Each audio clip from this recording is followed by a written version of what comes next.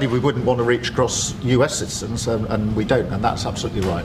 But in relation to free speech in the UK, I'm very proud of our history there. Finding people who've said something that they disagree with and putting them in a cage in England in 2024 is really wild. Did you know the UK arrested over 3,000 people for social media posts last year alone? That's what Joe Rogan revealed in his latest podcast, expressing genuine shock at Britain's free speech crisis. I think there's something like 4,000 people have been arrested in England for thought crimes. When Kier Starmer claimed the UK still enjoys robust free speech protections, Rogan didn't just disagree. He pulled out case after case of ordinary citizens facing police visits for tweets. The stark contrast between Starmer's words and his government's actions has never been more apparent. Before we move on, I'd like to ask you a small favour. If you appreciate this content, please take a second to like this video and subscribe to the channel. Over 98% of you watch the videos without subscribing. It costs you nothing, but it makes a huge difference to us. So, did you click the subscribe button? Great, thank you so much. Now back to the video. Did Kier Starmer really say he's proud of UK free speech while his government arrests people for social media posts? Well, the evidence paints a disturbing picture of hypocrisy that Joe Rogan didn't hesitate to call out. During his recent podcast, Rogan was visibly stunned when discussing Starmer's bold claims about Britain's supposed commitment to free expression. Just terrible government overreach. You're seeing it now in England where people are getting arrested for tweets. This is a new thing and it's a scary thing, Rogan remarked, clearly troubled by what he was seeing unfold across the pond. They arrested thousands of people for social media posts. That's crazy. The reality Rogan exposed stands in stark contrast to Starmer's polished diplomatic assertions. Under policies Starmer has vocally supported, British citizens face potential arrest for expressing opinions that would be completely protected in America. The statistics are genuinely alarming. Thousands of UK residents have faced police involvement for non-violent speech online, with cases ranging from criticising migration policies to the now infamous misgendering incidents. Take the case of Adam Smith-Connor, which Rogan highlighted during his discussion. Smith-Connor was actually arrested for silently praying near an abortion clinic, an act that harmed no one but was deemed criminal under expanding speech restrictions. This wasn't some one-off incident either, but part of a systematic approach to controlling expression that would make George Orwell shudder. The Online Safety Bill represents perhaps the most troubling development in this saga. Marketed to the public as protection against genuine harm, its vague language creates unprecedented government power to determine what constitutes acceptable speech online. As Rogan pointed out, the bill essentially gives authorities carte blanche to target virtually any expression they find politically inconvenient. What's particularly striking is how this transformation has occurred in Britain, a nation historically celebrated for robust political debate and the marketplace of ideas. Finding people who've said something that they disagree with and putting them in a cage in England in 2024 is really wild. The country that gave us John Stuart Mill's On Liberty now sends police to doorsteps for tweets.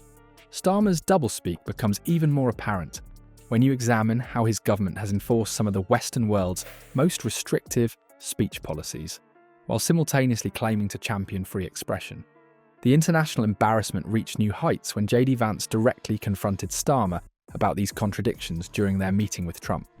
In his remarks at the Munich Security Conference, Vice President Vance condemned free speech violations in the UK, particularly.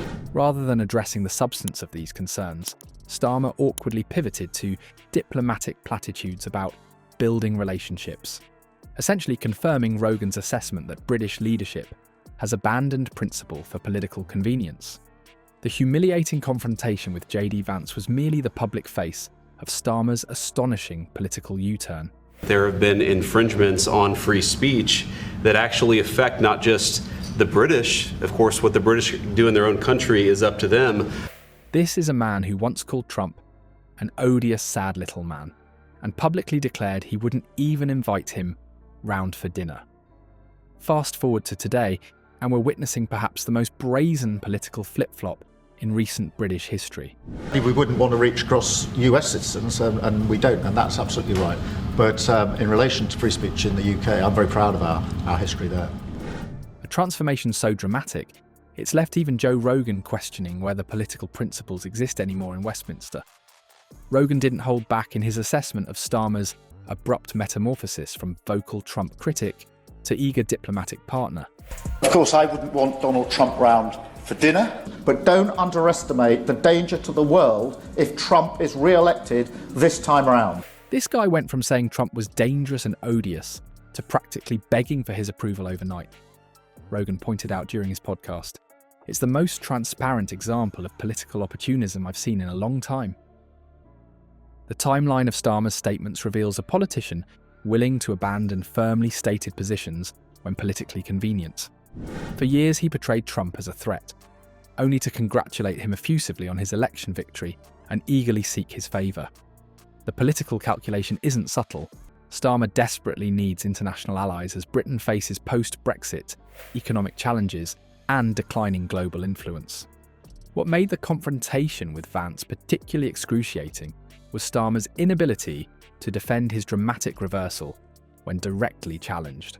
The retreat of Europe from some of its most fundamental values, values shared with the United States of America. According to sources present, when Vance asked how someone goes from calling Trump offensive names to seeking his friendship, Starmer awkwardly retreated to diplomatic platitudes about the importance of building relationships, a non-answer that left Trump visibly amused and reinforced the perception of Starmer as lacking authentic conviction. The incident reached its crescendo when Vance delivered what Trump later called a brilliant speech, challenging European leaders' approach to censorship, with Starmer uncomfortably present. We've had free speech for a very, very long time in the United Kingdom, and it will last for a very, very long time. Rather than addressing the substance of these critiques, Starmer visibly squirmed and later attempted to change the subject, revealing what Rogan described as the pattern of saying whatever sounds good to voters while doing the opposite behind closed doors. The backlash against Starmer's transparent opportunism has been swift and merciless. Political commentators across the spectrum have highlighted this Trump reversal as emblematic of a deeper issue. Politicians who trade principles for potential political advantage. When you change your position this dramatically without explanation, Rogan noted, you're basically telling voters that nothing you say can be trusted. It's all just whatever's convenient at the moment. What started as a domestic issue has now exploded onto the international stage. And here's the problem with that. Even if you say, yeah, well, people shouldn't tweet hateful things. I agree. They shouldn't. But who's to decide what is a hateful thing? That's the problem. Recent polls show a growing number of UK citizens feel their free speech rights are being steadily eroded, with Starmer becoming the face of this hypocrisy. The disconnect between his proud declarations about British free speech traditions and the reality on the ground couldn't be more stark. The international community has taken notice. Political figures and commentators from around the world are now openly criticising the UK's increasingly restrictive speech policies. This mounting global scrutiny places Starmer in an impossible position: continue down the path of censorship while claiming to champion freedom, or acknowledge the contradiction and risk undermining his authority. For average Britons, this isn't just political theatre.